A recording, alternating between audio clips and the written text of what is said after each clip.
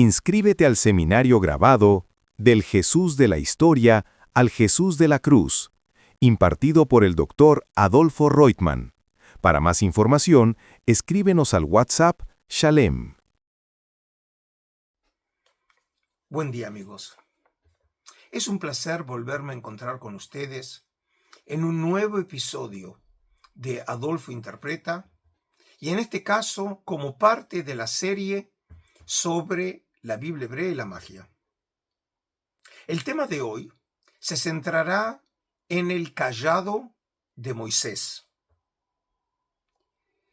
Como recordarán ustedes en un episodio anterior, cuando tratamos uno de los prodigios llevados a cabo por el profeta Eliseo, el discípulo del profeta Elías, más específicamente la historia sobre la resurrección del hijo de la mujer sunamita en 2 Reyes 4, precisamente en esa historia aludimos al tema del bastón de Eliseo.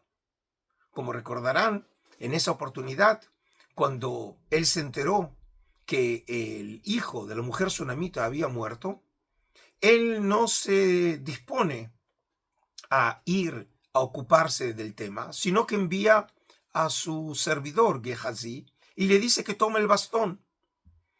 Y Gehazi se allega precisamente al lugar en donde yacía, ya muerto, el hijo de la mujer sunamita, y dice el texto que le colocó el bastón y que no pasó nada. Y como resultado de ello, finalmente el profeta mismo se vio obligado a llegar al lugar para llevar a cabo precisamente el milagro. Y de aquí cabía preguntarse si detrás de esta historia se encontraba una creencia según la cual el bastón del profeta estaba cargado de poder. Y según entendimos nosotros en el texto de 2 Reyes, precisamente esa era la polémica en derredor de la figura de Eliseo.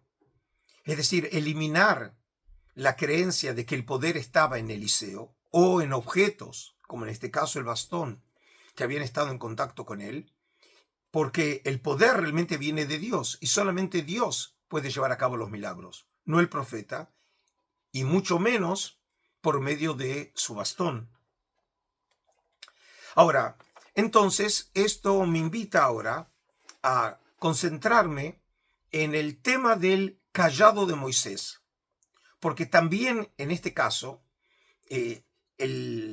parecería ser que el tema del poder de Dios o el poder de Moisés gira en derredor precisamente del cayado de Moisés. Les recuerdo lo siguiente. Nosotros encontramos por primera vez el tema del cayado de Moisés en Éxodo 4. Y para el caso les voy a recordar el texto. El texto en Éxodo 4 reza así. Respondió Moisés y dijo, no van a creerme, ni escucharán mi voz, pues dirán, no se te ha aparecido Yahvé. Les recuerdo, amigos, el texto es en ocasión de esa revelación por parte de Yahvé a Moisés en el monte de Dios, según cuenta el texto de Éxodo, y es en el contexto de la historia de la zarza ardiente. Y es cuando Dios le ordena a Moisés que regrese a Egipto con el propósito de sacar a Israel de Egipto.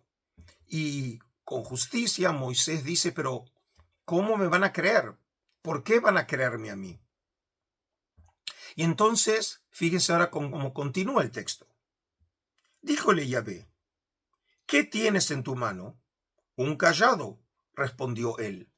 Es decir, Moisés había llegado a ese monte en su condición de pastor del ganado de su suegro, el sacerdote de Madián, Yetro. Y como es propio de los pastores tienen en sus manos un cayado, precisamente para poder dirigir al ganado. Y entonces, ahora sucede lo siguiente. Yahvé le dijo, échalo a tierra. Lo echó a tierra y se convirtió en serpiente. Y Moisés huyó de ella. Dijo Yahvé a Moisés, extiende tu mano y agárrala por la cola. Extendió la mano, la agarró y volvió a ser callado en su mano. Este tema, el tema del callado, que tiene cierto poder, lo encontramos, por ejemplo, también en el mundo de Egipto. Por ejemplo, como ya lo hemos visto en su oportunidad, en esta imagen que ustedes pueden ver del faraón Ramsés II, precisamente lo que tiene en su mano es un callado que comenzó originalmente siendo un callado de pastor, pero luego se transformó en el símbolo de poder en Egipto, porque el faraón también es el pastor de su pueblo. Pero en nuestra historia, el callado sufre una clara transformación. Pasa de ser callado a serpiente. Pero el texto claramente dice que el poder no está en el callado. Era simplemente el bastón el que tenía en su mano Moisés. En realidad, este portento se llevó a cabo por Dios. Es decir, el poder no está inherente en el callado, sino fue Dios el que lo convirtió en serpiente. Luego, en la historia en Éxodo, finalmente Moisés con su hermano Aarón se presentan frente a Faraón. Y este fue también una historia que nosotros ya vimos en el pasado. Y es el relato que tenemos en Éxodo 7.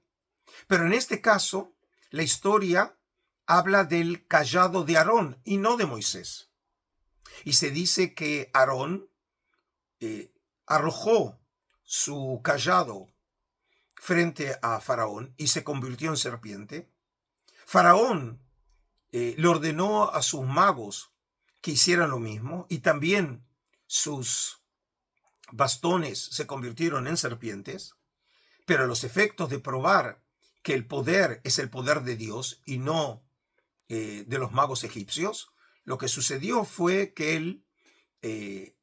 el bastón, el callado, serpiente de Aarón, termina devorando a las serpientes de los magos egipcios. Todo esto nosotros ya lo vimos, pero era para contextualizar ahora el tema. Pero sigamos ahora con la historia.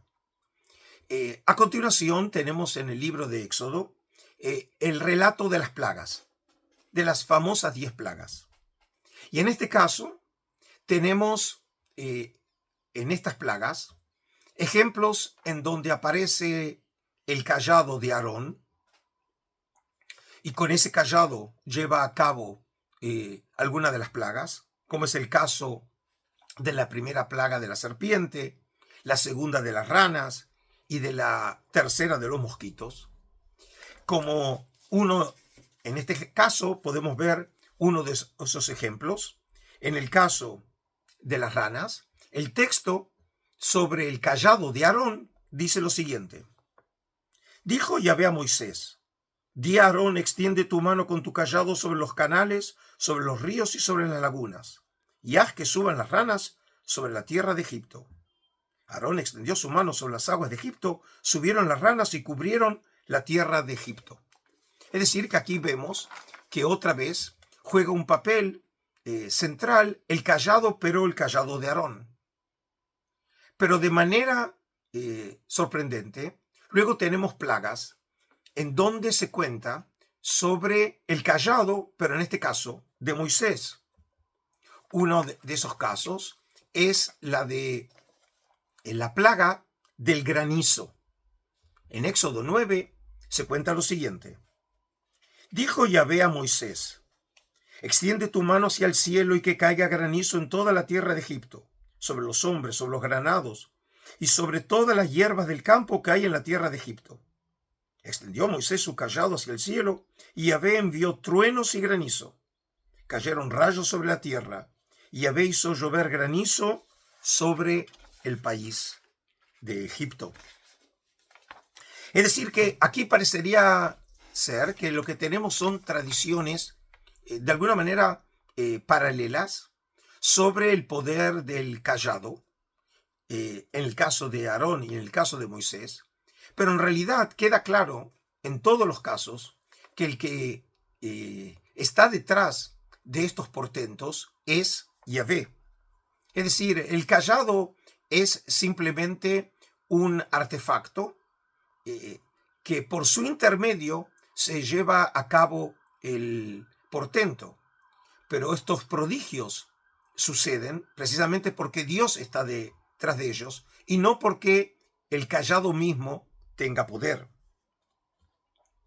Este mismo caso lo podemos encontrar ahora en otra situación en donde juega un papel central el cayado de Moisés, y es en ocasión del espectacular prodigio del cruce del mar en seco por los israelitas. En Éxodo 14 tenemos aquí precisamente el momento en que Dios le ordena a Moisés hacer uso de ese cayado para llevar a cabo el portento. El texto reza así: dijo Yahvé a Moisés, ¿por qué sigues clamando a mí? Di a los israelitas que se pongan en marcha. Y tú, alza tu cayado, extiende tu mano sobre el mar y divídelo, para que los israelitas entren en medio del mar a pie enjuto. Y luego el texto continúa. Moisés extendió su mano sobre el mar y Yahvé hizo soplar durante toda la noche un fuerte viento del este que secó el mar y se dividieron las aguas.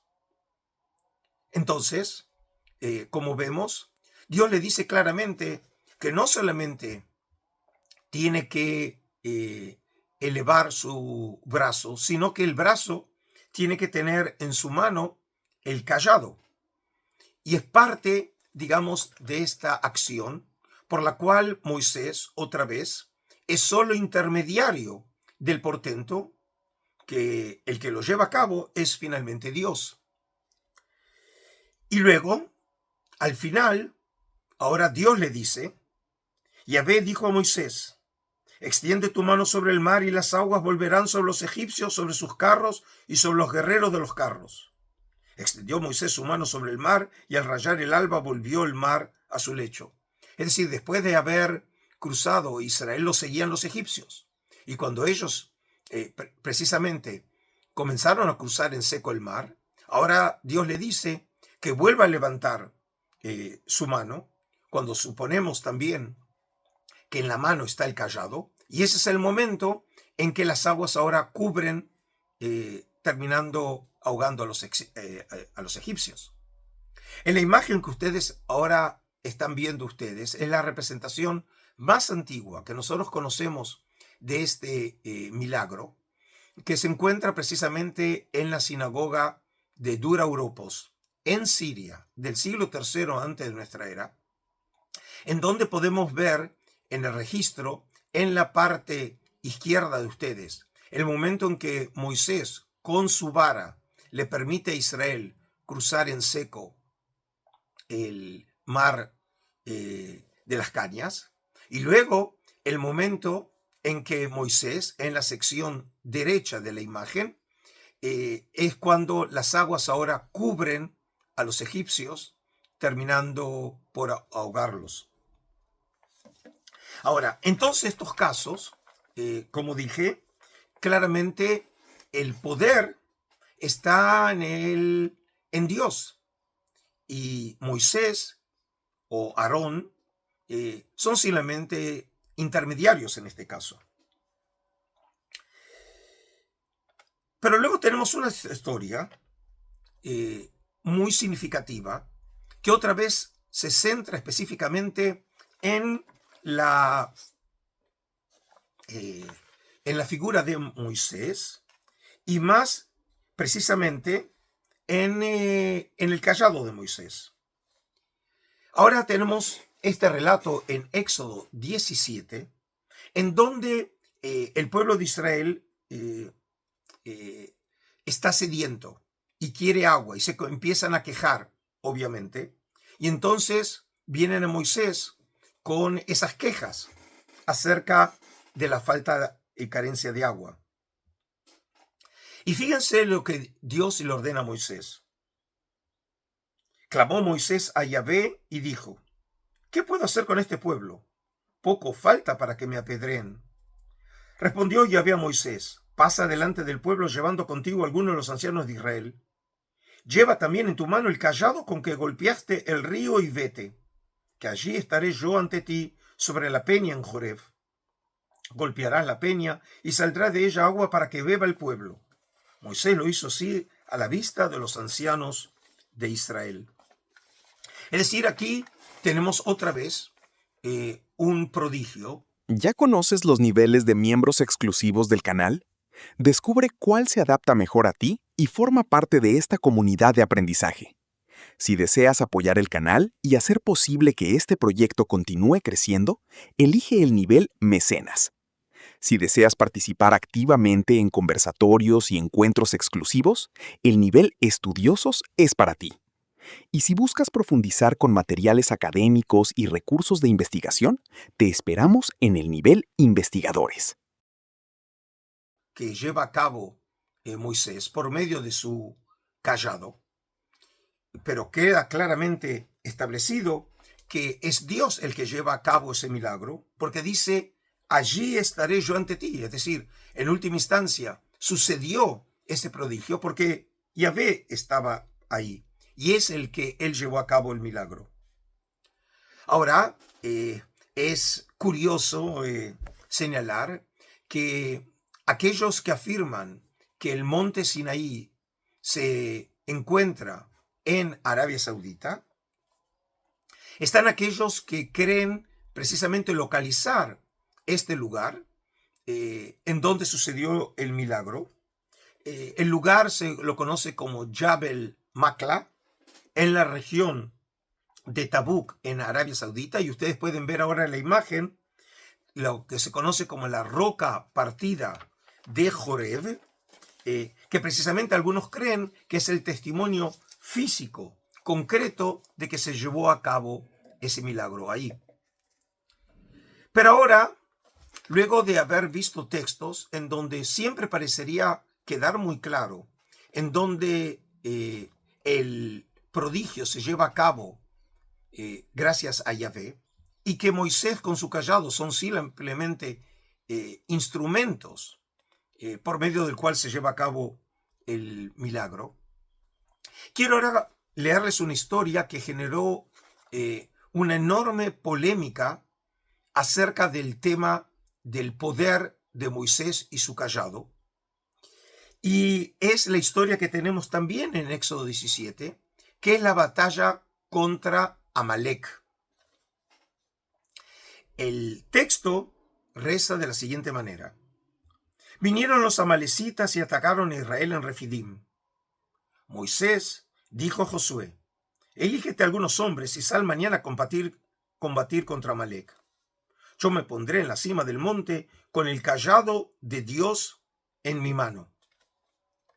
Es decir, ahora tienen que salir a batalla, y Moisés dice claramente que ellos se preparen para la batalla y que él subirá a la cima del monte con el cayado en su mano. Y la pregunta es, ¿por qué remarca precisamente eso?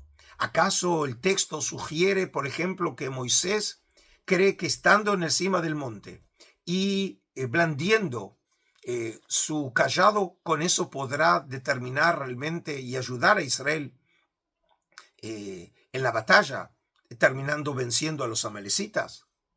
Pues veamos entonces, después de lo que parecería sugerir el texto, lo que finalmente sucedió.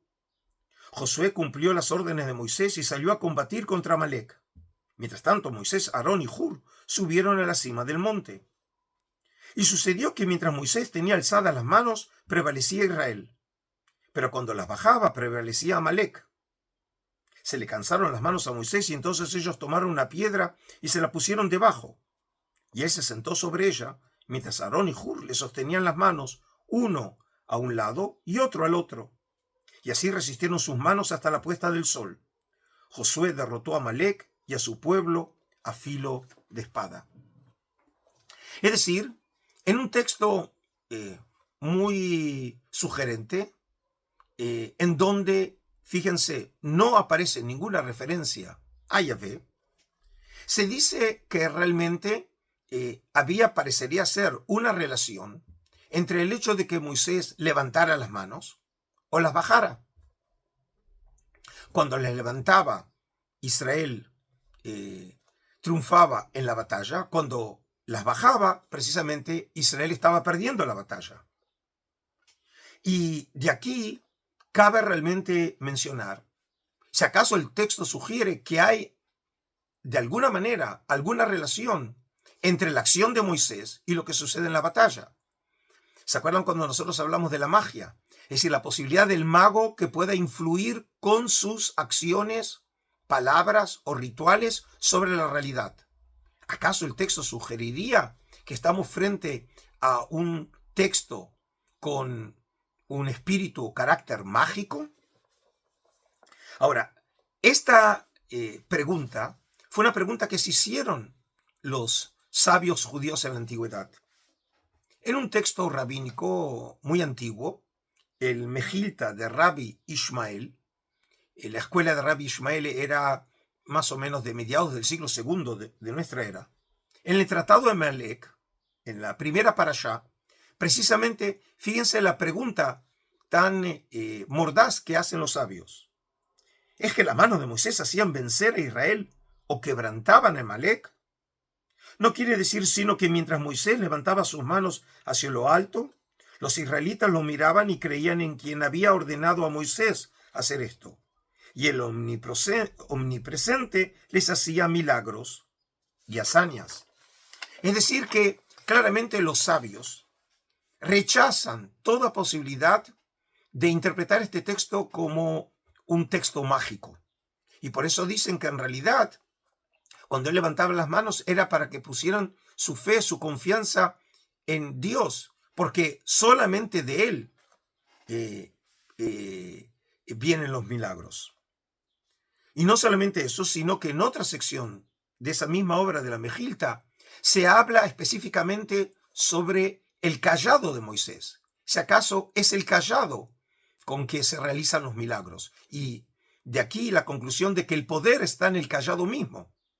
En la Mejilta dice así: dijo Moisés delante del Omnipresente: Señor del mundo, con este bastón sacaste a Israel de Egipto, con este bastón rasgaste para ellos el mar, con este bastón hiciste para ellos milagros y hazañas. Con este bastón puedes hacer para ellos milagros y hazañas en esta hora. Es decir, que fíjense, claramente los sabios remarcan el hecho que los milagros se pueden llevar a cabo solamente por medio de Dios. El cayado es simplemente un instrumento. Pero es claro que la necesidad de explicar el texto de esta manera es porque el texto, como nosotros lo tenemos en Éxodo 17, podría sugerir que precisamente el poder estaba en manos de Moisés y en realidad el cayado tenía en sí mismo poder. Los sabios obviamente rechazan esa idea porque sería darle lugar a la eficacia de la magia, cuando habíamos dicho que la única magia legítima en Israel son las acciones mágicas llevadas a cabo por Dios. Y en ese caso hablamos de un milagro, un portento, un prodigio divino, y no realmente magia llevada a cabo por los hombres. Ahora, simplemente como una noticia al margen, me pareció interesante contarles que este texto, precisamente el texto de la batalla contra los amalecitas, también obviamente generó el interés de exégetas cristianos, y me pareció interesante compartir con ustedes lo que el apologeta griego Justino Martir, de mediados del siglo II de nuestra era, precisamente contemporáneo de Rabbi Ishmael, en su obra El diálogo con Trifón. Fíjense lo que dice precisamente de este texto, obviamente, cuando su lectura es una lectura cristiana del texto. Dice así: su pueblo no vencía porque Moisés orase de aquella forma, sino porque dirigiendo la batalla en nombre de Jesús, él formaba el signo de la cruz. Es decir, aquí vemos que claramente lee el texto desde una clave cristiana, entendiendo aquí la asociación de la figura de Josué por medio de su nombre en griego, con Jesús, y entendiendo que la manera de levantar los brazos de Moisés sugiere obviamente la cruz, en este caso como instrumento de salvación. Y continúa: porque ¿quién de vosotros no sabe que la oración que mejor aplaca a Dios es la que se hace con gemido y lágrimas, postrado el cuerpo y doblada las rodillas? Mas de este modo, sentado sobre una piedra, ni Moisés oró nunca antes, ni nadie después. Por otra parte, la misma piedra, como ya he demostrado, es un símbolo de Cristo. Y entonces, como ven, en este caso, entienden la acción precisamente como prefigurando los temas de la cruz y la salvación por medio de Cristo. Y por último, quiero contarles algo que por ahí les va a sorprender. Si ya estamos hablando aquí del exégesis de judíos y de cristianos, quiero mostrarles de qué manera el tema del cayado de Moisés inspiró a los pensadores y exégetas cristianos para resignificar los milagros de Jesús. Y para el caso, quiero leerles un milagro muy famoso, cuyo testimonio aparece solamente en el Evangelio de Juan, que es la resurrección de Lázaro. Fíjense cómo el texto es contado en el Evangelio. El texto dice así: cuando María llegó donde estaba Jesús, al verle cayó a sus pies y le dijo: Señor, si hubieras estado aquí, mi hermano no habría muerto. Viéndola llorar Jesús y que también lloraban los judíos que la acompañaban, se conmovió interiormente, se turbó y dijo: ¿Dónde lo habéis puesto? Le responden: Señor, ven y lo verás. Jesús se echó a llorar. Los judíos entonces decían: mirad cómo le quería. Pero algunos de ellos dijeron: este que abrió los ojos del ciego, ¿no podía haber hecho que éste no muriera? Y entonces Jesús se conmovió de nuevo en su interior y fue al sepulcro. Era una cueva y tenía puesta encima una piedra. Dice Jesús: quitad la piedra. Le responde Marta, la hermana del muerto: Señor, ya hueles el cuarto día. Le dice Jesús: ¿no te he dicho que si crees verás la gloria de Dios? Quitaron pues la piedra. Y entonces Jesús levantó los ojos a lo alto y dijo: Padre, te doy gracias por haberme escuchado. Ya sabía yo que tú siempre me escuchas, pero lo he dicho por estos que me rodean, para que crean que tú me has enviado. Dicho esto, gritó con fuerte voz: Lázaro, sal fuera. Y salió el muerto, atado de pies y manos con vendas y envuelto el rostro en un sudario. Y Jesús les dice: desatadlo y dejadle andar.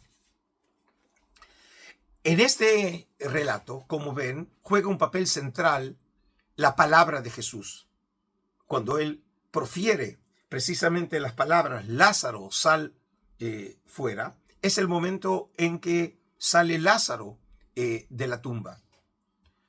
Pero frente a esta versión que encontramos en el Evangelio de Juan, en donde la palabra juega un papel central en este milagro, quiero que vean la próxima ilustración que aparece en el cubículum rojo en la catacumba de Domitilia en Roma del siglo IV. Si se fijan en la sección superior izquierda, aparece precisamente la representación del milagro de la resurrección de Lázaro, pero Jesús blande en su mano un bastón. El bastón no aparece en la versión del Evangelio de Juan. Y esto es interesante porque si ustedes se fijan bien, en el extremo superior derecho del cubículum aparece la representación del milagro de Moisés en Refidim, cuando extrae agua de la piedra, y obviamente en su mano también tiene un bastón. Y de aquí podemos concluir que este bastón, el cayado de Moisés, terminó influyendo también en la manera en que los exégetas y artistas cristianos antiguos vieron la realización de los milagros de Jesús, en donde Jesús también blandía un bastón. Y este tema no es solamente original aquí, sino que lo empezamos a ver en el arte paleocristiano. Fíjense en la próxima escena de las puertas de madera de la iglesia de Santa Sabina en Roma, en donde aparecen la representación de dos de los milagros, la multiplicación de los peces y panes y las bodas de Caná, en donde también Jesús tiene en su mano un bastón, cosa que no aparece en los relatos del Nuevo Testamento. Y de aquí vemos cómo el tema del cayado de Moisés fue ahora reinterpretado en las historias de Jesús, asimilando la figura de Jesús a la de Moisés, y como en el caso de Moisés utilizaba un cayado, también Jesús utilizaba un cayado. Bueno, amigos, espero que hayan disfrutado de esta serie sobre la magia, y nosotros nos encontraremos en próximos episodios de Adolfo Interpreta con nuevos temas que espero que sean del interés de todos ustedes. Inscríbete a la nueva serie digital, Los rollos del Mar Muerto, Qumrán, Esenios y los orígenes del cristianismo, desarrollada y presentada por el Dr. Adolfo Reutemann, producida y filmada en Israel por Hartzaot Meakursá. Para más información, escríbenos al WhatsApp Shalem